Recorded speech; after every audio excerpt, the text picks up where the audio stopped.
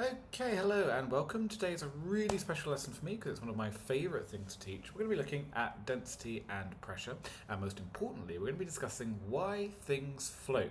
And this is actually the reason I became a teacher. I remember it really well. It was, I think, 2010, and I was in my student flat, and I was talking to my flatmate, and I was trying to explain to him why it is that metal boats are able to float. And that's actually what started me thinking about explaining physics and becoming a physics teacher, and has led me here today. So, really close to my heart. What we're going to look at today is we're on the new Cambridge syllabus, so it's changed slightly in previous years. These are the things you need to do. And these first two items, these are exactly the same as what's in the IGCSE. IGCSE, so there's not much change there from previous years, but we're now obviously, as we're at A level, we're adding in a little bit more information. We're also then going to derive some equations. Deriving this equation, you're familiar with that from IGCSE, but you didn't have to previously actually form it from first principles. And then we're going on to hydrostatic pressure and the upthrust. That's pretty similar to the old CIE A-level spec. But then this new idea of Archimedes' principle. Again, that's on the old spec, but it's new for you if you're coming from IGCSE.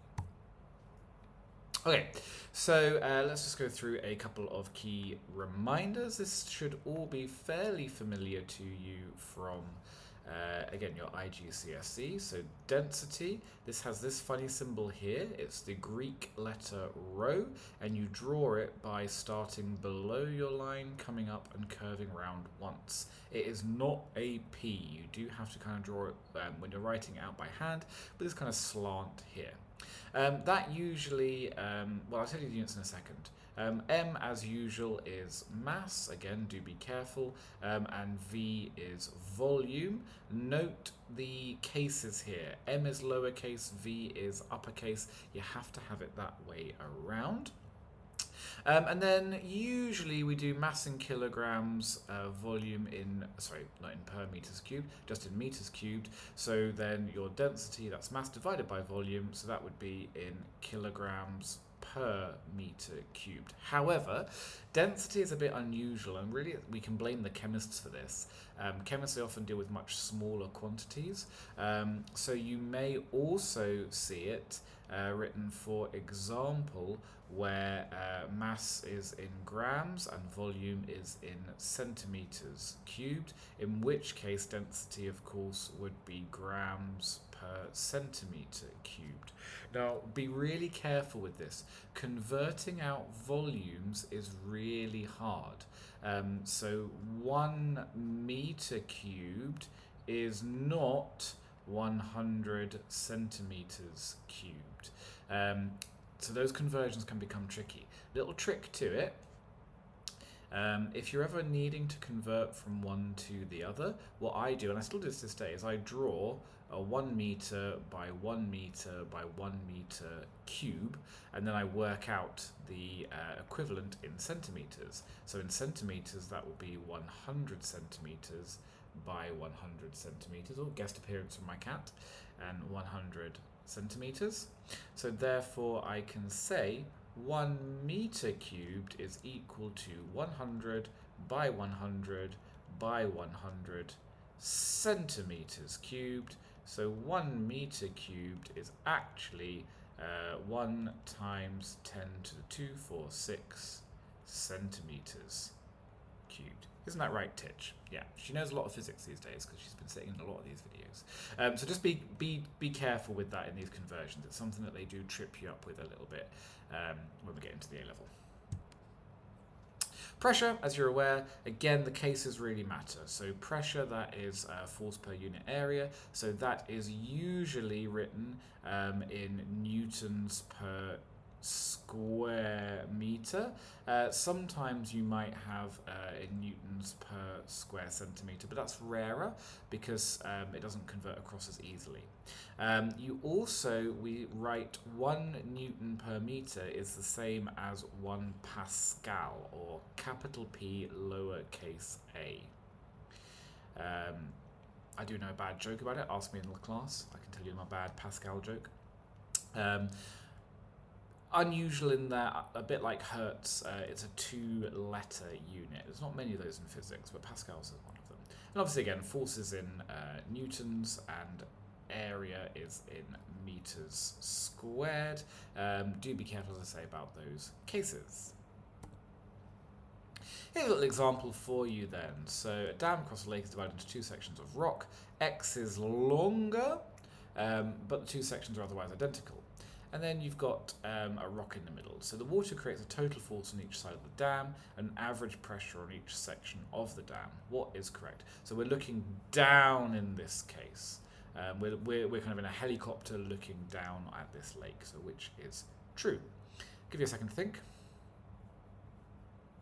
Alright, so this relies on the fact that water pressure is distributed evenly along the surface of a fluid. So the pressure on both sides is identical. So I can get rid of A. I can't get rid of A. That is actually correct. This statement is true.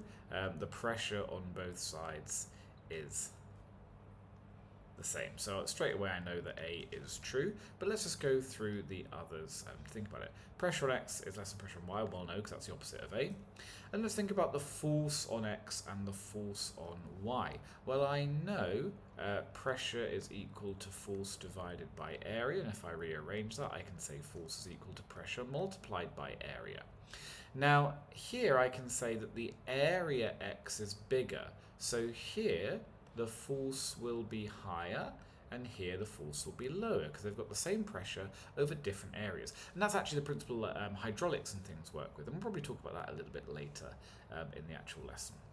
But the key thing to take away at this point is, usually through most fluids, pressure is equally distributed, which means that the larger your area, the larger the force you get from this equation here. Now, here's the thing that's pretty classic. We're going to want to try and use this information to go and derive this equation here. And this is the equation for the pressure due to a fluid, or pressure in a fluid. And it's all about the depth of that fluid. So here's the classic way of thinking about it. I've got a cube which has density rho, so it can be any fluid I like. And interestingly, this works exactly the same whether this is air or a liquid. So I could have air, I could have water, I could have anything that flows. Actually, it works with solids as well, but it does work with solids as well. But generally, we think about it as fluids because it's easier to think about things being submerged, and we'll talk about that in a little bit. And what I'm interested in is, let's take a random point here, and I want to find what is the pressure at this location. So let's start by thinking, well, let's imagine that this bottom of this pool, that has a cross-sectional area A. So what I'm interested in is, well, what's the pressure there? I can say that at that point, the pressure is equal to the force acting down across this whole area divided by its own area. So now I need to find an expression for this force. Now, in a fluid, the force is equal to the weight of that fluid pressing down on it. And if we think back to previous lessons, I can say that weight is equal to mass multiplied by the force of gravity. So now let's go and think about, well, how much mass or how much weight is pushing down this thing? Well, that's due to this whole area of fluid. So to find mass, I'm going to come back to my density equation. And I've already got the equation that mass is equal to density multiplied by the volume of fluid that I have. So this equation becomes weight is equal to density multiplied by volume multiplied by gravity. Let's go and stick that back into this equation. If I call this equation 2, this equation 1, let's do equation 1 into equation 2, or equation 2 into equation 1, I suppose, really. And I can say that the pressure in a fluid is equal to, I now know the weight is rho v g, all divided by the cross-sectional area. But here's the interesting thing. What is an equation for the volume of a cube? Well, it's pretty straightforward. It is the cross-sectional area multiplied by the height.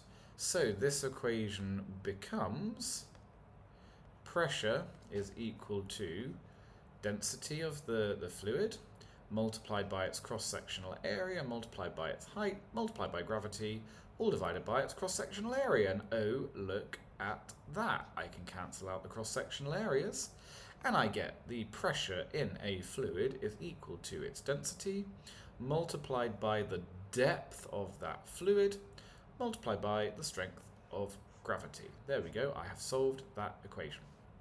And this is a really key thing. What this is saying is, as I go up in a column of water or in any fluid, I decrease the pressure. And as I go deeper, I have more pressure. Now, you've seen that all the time. If you go in a swimming pool and you dive towards the bottom of the pool, you'll feel pressure in your ears. It will hurt your ears. Why is that? Well, imagine if you're sat on the bottom of the pool staring up at the surface, you have a whole column of water all the way to the surface of that pool pressing down on your ears. And water, as you know, is heavy. If I take my water bottle here, this water weighs a fair amount because water is quite dense. That's why you feel the density of water very, very quickly as you dive deeper. It's because that pressure, that column of water above you is pressing down on you. So we can say in general, it doesn't matter what the area of water is. It purely depends on the height or the depth of the water above you. And you can try this equation yourself, take it through slowly, and you'll see you'll always be able to cancel out the cross-sectional area above you. Even if you try and do clever things like with fluted vases and things that go out in conical cross-sectional areas, you'll still find this equation always works. Any fluid, you're always going to be able to use this for the pressure at a certain height above it. Now, when we come to density of mixtures, this is a pretty common thing that you might be asked to do in the exam. And they may give you a density of mixtures. So we've got here a question of 50 grams of water, which has a density of 1 gram per centimetre cubed. That's added to 50 grams of petrol with a slightly different density. And they're asking you for the density of, or the new density of that mixture of the two. This sort of question can seem really hard if you don't know the method to it. So it's a very, very simple method for these mixtures. All you need to do is do a table like this. And if we think about our Venasu, we're really just extending the V and writing down our values. So I've been given a couple of facts here. So for the water, it says I have 50 grams of water. I don't know why that mass is in CG. Sorry, that should just be G. So the mass of water is 50 grams. And they've given me the density. It is 1.00 grams per centimetre cubed. It's added to 50 grams of petrol. That means that the mass of petrol is also 50 grams, and it has a density of 0.60 grams per centimetre cubed. Now, straight away then, you can see, well, if I mix the two of them, the particles are still there, so the mixture is going to have a mass of 100 grams. The next thing I'm going to do is think about the volumes involved here. So for all of these, I can say that volume is equal to, what is volume equal to? Density, no, I can't do it that way, that's weird. Mental block, trying to talk it out ahead. I know that density is mass over volume, so volume is equal to mass over density. That was weird, couldn't do that in my head, how bizarre. Just check that makes sense. The more dense something is, the less volume it has for the same mass. Yep, that's reasonable. Okay, good. Let's get an equation then. So for the first one, let's work out the volume. So for the water, that's going to be a mass of 50 divided by, let's clear everything.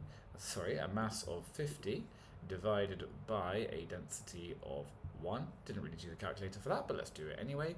So the volume of the water must be 50 centimeters cubed. For the petrol, that's going to be a mass of also 50, but that's going to be divided by 0.60, which comes to 83.3 centimeters cubed. And again, I can just add these two together because their volumes will add. They have the same amount of stuff. And again, I'm going to be super lazy, so I'll just add 50 to that. There's my volume. So there's my volume. It's 133.3. Again, could have done that in my head, but it turns out that talking and speaking is surprisingly difficult. So now all I need to do is say, we'll go back to this equation, density is mass divided by volume. I know that my mass is 100, so I'm just going to do 100 divided by my volume, which is 0.75, which is exactly what I was being asked to show. So like I say, these questions, they can seem a bit weird and a bit hard if you don't use this method. So long as you write a little table like this when you've got methods, super simple to work them out. Alright, now we're going to think about floating and sinking, and this is my favourite bit to get to, so I'm really excited. I want you to imagine I've got an object here, it's immersed in water, and this object is actually sinking. So here's my object itself. Now, the key to understanding what's going on here is to go back to our previous equation. And we previously said that the pressure in a fluid is equal to the fluid's density multiplied by gravity multiplied by the height. Now, I want to take two different points in my fluid. And I'm going to call this point 1, and I'm going to call this point 2. And let's say that, let's make the top of this box the height, sorry, the top of the water, or the top of the fluid. So this will be height 1, and then down here to the bottom of 2, that will be height 2. And I'll just, let's go with that for now. So, what I can say in this case is that there are two types of force, or two sources of force acting on this. In a liquid, the pressure distributes equally in all directions. So, on the top, acting down onto the top of this object, I have force 1 due to the liquid at the top. On the bottom, I have force 2. Now, because this object has the same cross-sectional area top and bottom, I'm not going to worry about other things. So I can say that the force at the top, force 1, that is equal to the pressure at point 1 multiplied by the cross-sectional area. And I can say that the force at point 2 is equal to the pressure at point 2 multiplied by the cross-sectional area. Now what that also tells me is that the difference in forces, top and bottom, will be equal to the pressure at the bottom take away the pressure at the top. Now I know that because I already know from this equation that as I go deeper, the pressure is going to be bigger. So I'm going to have more pressure at the bottom than at the top. So I can say it that way. Obviously, if I've got a negative answer, it would be the other way around, but that would be very, very strange indeed. I could also do some factorization here and say that, well, these A's are the same. So it's A lots of P2 minus P1, or A lots of the difference in pressure. So really, I'm interested in starting saying, well, what is the difference in pressure here? Well, to do that, I can say that pressure 1 is equal to rho g h1, and pressure 2 is equal to rho g h2. Well, if I just put that into an equation, then I can say that delta P is equal to P2, so that's rho g h2, take away P1, which is rho G H1. I can get out those, I'll factorize that, and that's H2 minus H1. But what is that? Well, I can say H2 minus H1, that is just the difference between these, or the difference in height. So I can say that the difference in pressure in any fluid is equal to rho G delta H. And that's something from your syllabus earlier on in the lesson. You can see this in the syllabus. Key idea, if I go from one point in a fluid to a different point, that change in pressure is equal to rho G delta H. So if I'm thinking about an object that is submerged in water, well, what can I now do with that? I could say to myself, well, at the top here, I've got a force of equal to the cross-sectional area multiplied by rho G H1, and at the bottom I've got a force that is equal to the cross-sectional area multiplied by rho G H2.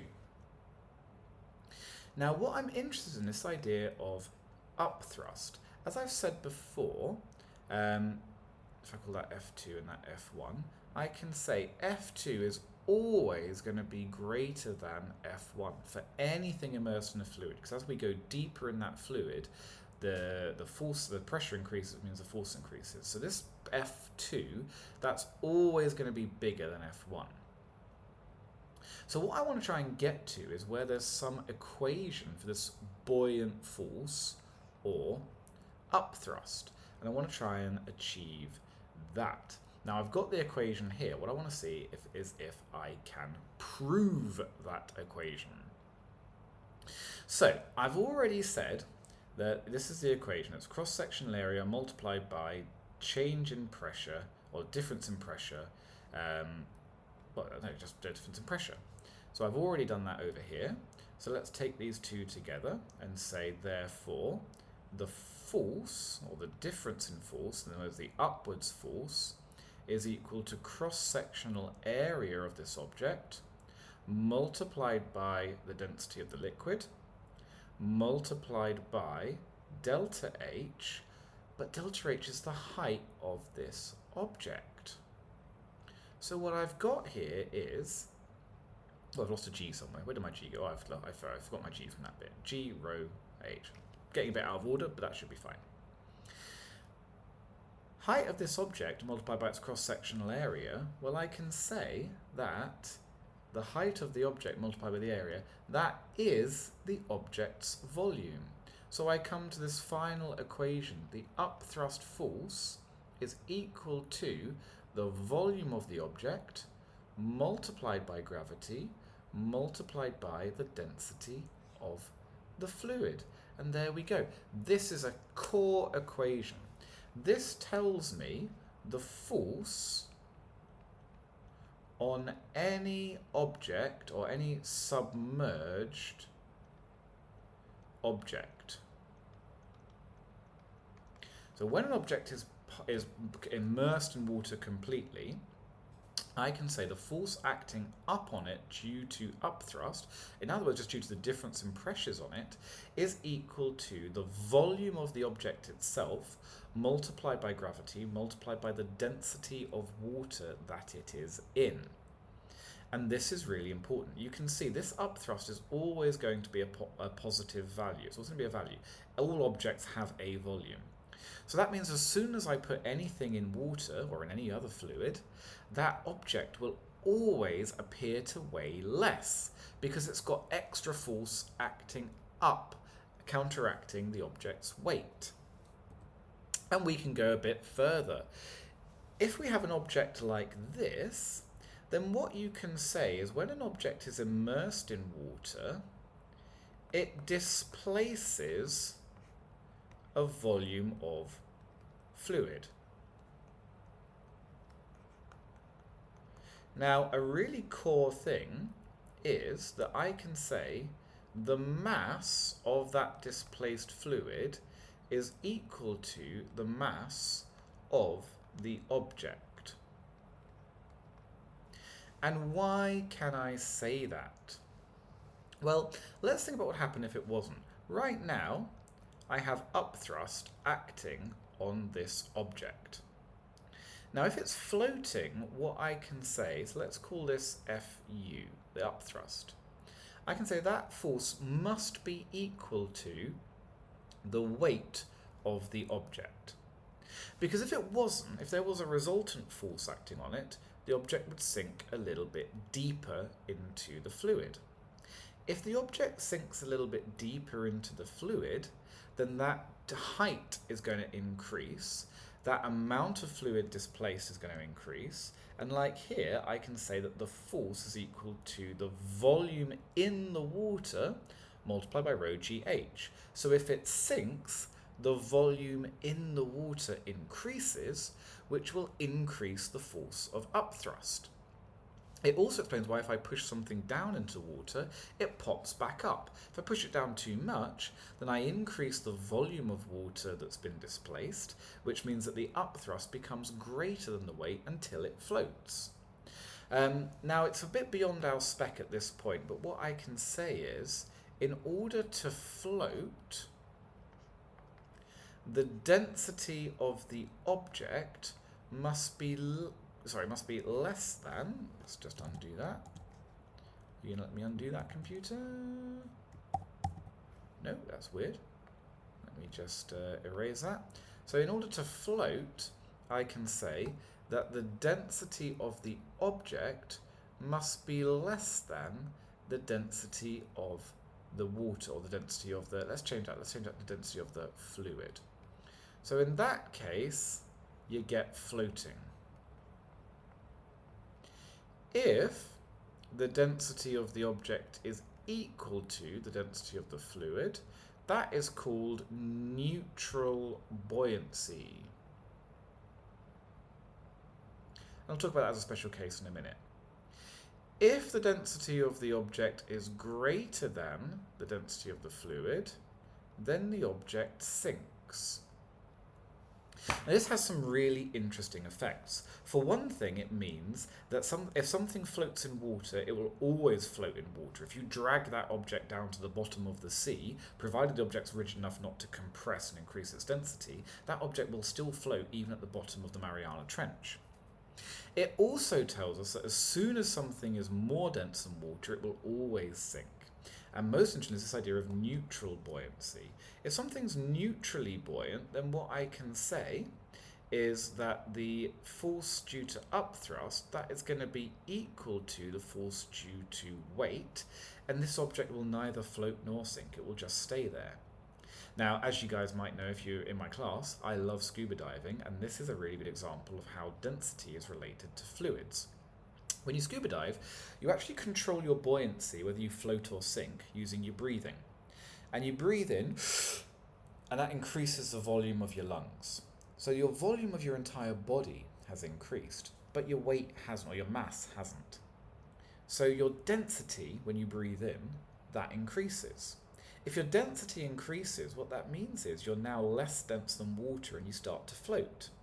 When you breathe out, your lungs collapse and get smaller, so your volume decreases. That means that your density increases and you start to sink. And one of the things you first learn in diving is to just control where you are by breathing in and out. As you breathe in, you start to float. As you breathe out, you start to sink. And fish do that as well. Fish have a swim bladder. So that's a bag of air surrounded by muscle, and they can compress the air inside. When they compress the air, their overall density increases, and they start to sink. Then they relax, the density decreases, and they start to float. It's really beautiful and really, really simple. And it all comes from this equation. So the force F is upthrust on an object. The rho here, that is the density of the fluid surrounding it. Yeah, the surrounding fluid. And V is the object volume. This is the same principle that hot air balloons use as well. As I say, this works with any fluid, not just liquid.